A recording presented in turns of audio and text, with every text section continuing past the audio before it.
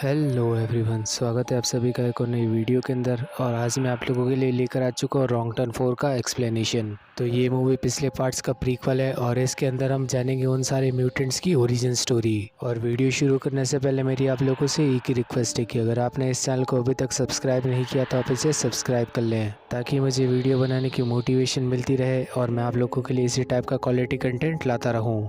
तो मूवी की शुरुआत में हमें 1974 का वेस्ट वर्जीनिया का असाइलम दिखाया जाता है और इस जगह पर काफी सारे म्यूटेंट्स रहा करते थे जो कि बचपन से ही डिफॉर्म्ड थे। इस सब के बाद हमें डॉक्टर ब्रैंडन और डॉक्टर एन दिखाए जाते हैं। डॉक्टर ब्रैंडन अब डॉक्टर एन को एक सेल के पास लेकर जा रहे होते हैं, लेकिन तभी रास्ते में उन्हें कुछ म्यूटेंट्स पकड़ लेते हैं। डॉक्टर एन उन पेशेंट्स के कब्जे में आ चुकी थी और वो पेशेंट्स उनकी हेयर पिन निकाल लेते, जिस वजह से वो लॉक खोल सके।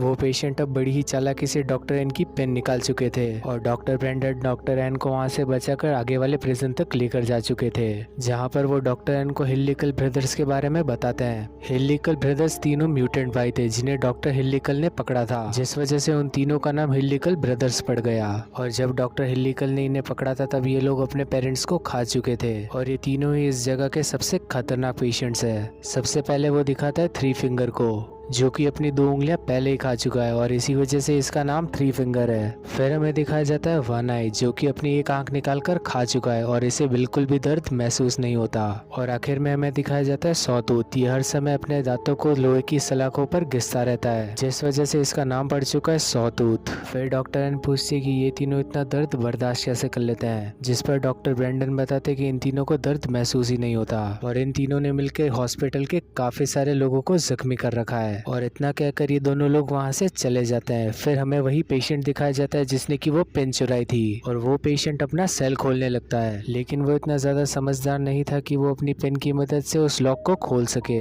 लेकिन तभी उसके हाथ में वो पेन देख लेते वही तीनों भाई और फिर वो उस पेशेंट से मांग लेते उस पेन को। और हमने पिछली मूवीज के अंदर देख रखा है कि थ्री फिंगर सबसे ज्यादा समझदार है और अब वो यहाँ पर अपनी समझदारी का इस्तेमाल करते हुए उस लॉक को खोल लेता है और वो तीनों फ्री होकर बाहर आ जाते हैं। वो तीनों भाई बाहर आकर काफी ज्यादा खुश थे और वो जाकर मार देते वहाँ के सिक्योरिटी गार्ड को और फिर वो पहुंच जाते कंट्रोल रूम में और बटन दबाकर सारे के सारे सेल्स को खोल देते हैं। और यहाँ पर शुरू होती है उस हॉस्पिटल के अंदर असली वाली पार्टी। वो सारे के सारे पेशेंट्स वहाँ पर मौजूद सभी लोगों को मारने लगते हैं और ये तीनों म्यूटेंट्स मिलकर भी डॉक्टर एन को शॉक देने लगते हैं। वो डॉक्टर एन को तब तक करंट के झटके देते जब तक कि उनका भेजा फ्राई नहीं हो जाता और फिर वो डॉक्टर ब्रैंडन का भी काम तमाम कर देते हैं। पहले वो उन्हें क्रूसीफाई करते और फिर उनके हाथ और पैर काट देते हैं। अब सीन शिफ्ट होता है सीधा 29 साल बाद में, यानी कि 2003 में। हमें कुछ यंग लोग दिखाए जाते हैं जो कि अपनी जिंदगी में मजे कर रहे थे और हमें इनका प्लान पता चलता है कि ये लोग वेस्ट वर्जीनिया के जंगल में जाएंगे ताकि ये लोग वहाँ पर कुछ छुट्टियां बिता सके। और वहाँ पर इन सभी 9 लोगों को एक बंदा मिलेगा जिसका नाम है पॉटर। पॉटर ने उस जंगल के अंदर सारा खाने पीने का बंदोबस्त कर रखा है, वो भी पहले से। और फिर ये सभी लोग अपनी आइस की शुरू करते हैं और उस जंगल की तरफ निकल जाते हैं, लेकिन रात होने तक इन्हें पॉटर की कोई भी खबर नहीं मिलती और सिग्नल भी काम नहीं कर रहे थे। और इन सभी लोगों की मुसीबत बढ़ाने के लिए वहाँ पर आ जाता है एक ब्लिजार्ड, यानी कि एक बर्फ का बड़ा सा तूफान, जिसमें से निकल पाना इन सभी लोगों के लिए नामुमकिन है। लेकिन तभी इन लोगों को पास ही में एक बड़ी सी बिल्डिंग मिलती है और ये लोग फैसला करते कि उसके अंदर जाएंगे। और यहाँ पर ये सारे बच्चे ले चुके अपना रॉन्ग टर्न। हो सकता है कि ये लोग उस बर्फ के तूफान से बच जाते, लेकिन उन म्यूटेंट से बच पाना इन लोगों के लिए काफी ज्यादा मुश्किल होने वाला है। अब ये सभी लोग उस बिल्डिंग के अंदर पहुंच जाते हैं और वहाँ पर इन्हें कुछ नहीं मिलता क्योंकि वो तीनों म्यूटेंट्स बाहर गए हुए अपने शिकार को ढूंढने। अब उस बिल्डिंग के अंदर पहुंचने पर इन सभी लोगों को पता चलता है कि वो किसी की तरह का हॉस्पिटल था और फिर इन लोगों को एक बड़ा सा कमरा मिल जाता है जहाँ पर ये लोग आग लगाकर बैठ जाते हैं। लेकिन आखिर ये सब थे तो एक हाई स्कूल किड्स और शांति से कैसे बैठ जाते हैं, इसीलिए ये लोग फैसला करते कि उस जगह को अच्छी तरह से ढूंढेंगे क्योंकि हो सकता है कि इन्हें कोई पुरानी वाइन की बोतल या फिर कुछ सिगरेट या ड्रग्स मिल जाए। और होता भी कुछ ऐसा ही है, इन्हें एक पुराने से कंट्रोल रूम के अंदर एक वाइन की बोतल मिल जाती है, लेकिन इन सभी का मन उससे नहीं भरता और ये लोग फिर से आगे बढ़ने लगते हैं। फिर इन लोगों को वहां रखे कुछ डॉक्यूमेंट्स मिलते हैं जिन सब के अंदर हॉस्पिटल के कैदियों की रिपोर्ट थी। वो उन सभी रिपोर्ट्स को पढ़ते हुए उन सभी पेशेंट्स की शक्ल का मजाक उड़ाने लग जाते हैं और दूसरी तरफ हम देखते कि वो तीनों भाई फिर से लौट चुके हैं अपना शिकार मारकर। उन तीनों के हाथ में एक आदमी की लाश है जो कि वो लेकर उस बिल्डिंग के अंदर आ रहे थे और बिल्डिंग के अंदर घुसने के साथ ही वो तीनों समझ चुके थे कि कोई उनकी जगह पर छेड़छाड़ कर रहा है और कुछ ही देर में उन तीनों म्यूटेंट्स को बाकी के लोग दिखाई दे जाते हैं। फिर हमें दिखाए जाते हैं विंस्टन, जेना और कैरी। ये तीनों यहाँ पर बेड्स चेक करने आए थे ताकि ये सभी लोग आराम से सो सके। और फिर इन तीनों को वहाँ पर कुछ अजीब सा दिखाई देता है और विंस्टन उसे चेक करने चला जाता है। विंस्टन अब एक रूम के अंदर कुछ चेक करने चला जाता है और जोरों से चीखने लग जाता है। उसकी चीख सुनकर बाकी की दोनों लड़कियां घबरा जाती है और उसे चेक करने जाती है, लेकिन ये सब विंस्टन का किया हुआ एक भद्दा सा मजाक था और वो उन दोनों को देखकर हंसने लग जाता है। विंस्टन बताता है कि मैं तुम लोगों को सिर्फ डरा रहा था और मैं डराने में कामयाब भी हो गया। फिर वो दोनों उससे नाराज होकर वहाँ से चली जाती है और हम देखते हैं कि सौतूत अंधेरे में खड़ा हुआ उन तीनों को देख रहा था। वो दोनों वहाँ से जा चुकी थी, इसलिए विंस्टन अकेला ही कंट्रोल रूम में जाकर लाइट ऑन कर देता है और लाइट के आने की खुशी देखकर ये सभी लोग वहाँ पर पार्टी करना शुरू कर देते हैं। पार्टी करते करते ये दूसरे फ्लोर तक पहुँच जाते हैं जहाँ पर इन सभी लोगों को मिलती है कुछ रील्स और अब ये लोग उन पुरानी सी पड़ी हुई रील्स को प्रोजेक्टर में प्ले कर देते हैं और इन सभी लोगों के सामने वहाँ के सारे पेशेंट्स की फाइल चालू हो जाती है। हमें उन तीनों म्यूटेंट भाइयों की एक डॉक्यूमेंट्री दिखाई जाती है और हमें पता चलता है कि सबसे ज्यादा एक्सट्रीम टेस्ट उन्हीं पर हुआ करते थे और यहाँ पर हमें ये भी पता चलता है कि वो तीनों के तीनों भाई कैनिबल्स है और उन्हें जरा सा भी दर्द महसूस नहीं होता। अब लॉरेन बताती कि उसका भाई उसे हिलबिलीज के बारे में काफी ज्यादा कहानियां सुनाया करता था, लेकिन वो लोग उसे सीरियसली नहीं लेते और जाकर सोने चले जाते हैं। अब वहाँ पर मौजूद सारे के सारे लोग सो चुके थे, लेकिन विंस्टन को किसी रीजन की वजह से नींद नहीं आ रही थी। अब ये बंदा टॉर्च लेकर फिर से उस जगह को एक्सप्लोर करने निकल पड़ता है, लेकिन तभी इसके सामने इसे कोई दिखाई देता है और वो था इसका दोस्त पॉटर, जिसके कैबिन पर इन सभी लोगों को जाना था। वो अपने दोस्त के जरा सा और करीब जाता है और अब उसे पता चलता है कि ये उसका दोस्त नहीं बल्कि उसके दोस्त की लाश है और ये देखकर वो वहाँ से भागने लगता है, लेकिन उसका काम तमाम करने वहाँ पर आ जाता है सौतूत। सौतूत आकर विंस्टन के मुंह में एक रॉड घुसा देता है, जिस वजह से उसकी आवाज भी नहीं निकलती और वो वहाँ पर चुपचाप मर भी जाता है। अब अगली सुबह तक भी वो तूफान नहीं रुका था और ये भी सभी लोग विंस्टन को ढूंढने निकल पड़ते हैं, लेकिन कहीं ना कहीं इन सभी लोगों को लग रहा था कि वो इनके साथ फिर से कोई भद्दा सा मजाक कर रहा है। इन सभी लोगों का सारा सामान भी गायब हो चुका था और अब ये लोग विल्सन को ढूंढने निकल पड़ते हैं। वो सबसे पहले बेसमेंट के अंदर जाते हैं। बेसमेंट के अंदर इन्हें काफी सारे हथियार मिलते हैं और इन्हें काफी सारे प्रिजन भी मिलते हैं और ये सब देखकर ये सभी लोग काफी घबराने लग जाते हैं। दूसरी तरफ बाकी लोगों को वहाँ रखा खून मिलता है, जिसे देखकर यहाँ पर सबकी टेंशन बढ़ जाती है।